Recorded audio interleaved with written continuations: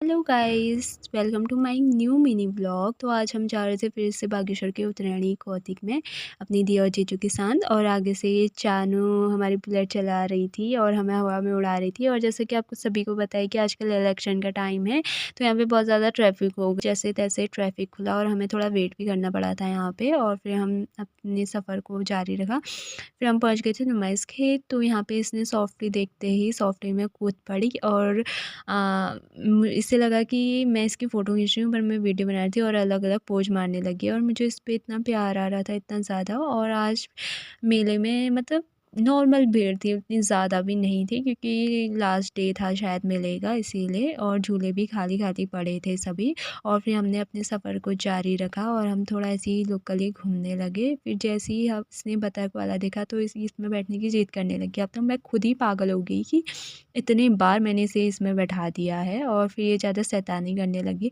तो हमने इससे कहा कि तेरा नाक कान दोनों छेड़ देंगे, जिससे ये बहुत ज़्यादा डर गई थी और हाथ पकड़ के सीधे चलने लग गई बिना शैतानी के।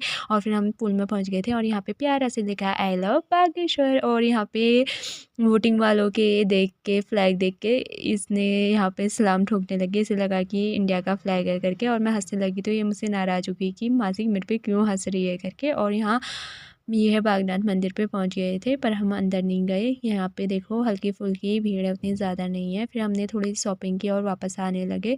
और इसे गोदी में पकड़ना पड़ गया था, इसलिए ज़्यादा शूट नहीं हो पाया। बच्चों के साथ तो ऐसे ही होता है। फिर हम वापस आ गए थे भोटिया मार्केट में। और फिर हमने की थोड़ी पेट पूजा। और ये अपना स्वैग दिखा रही थी नए गॉगल्स में। और इसने खाए मोमो।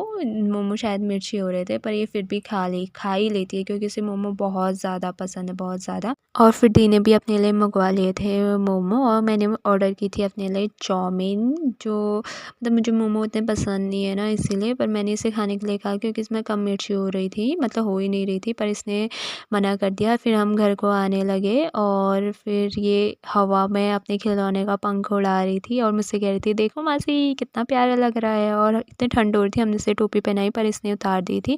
और ये शाम गुलाबी कितनी प्यारी लग रही है। So like share and subscribe. Bye.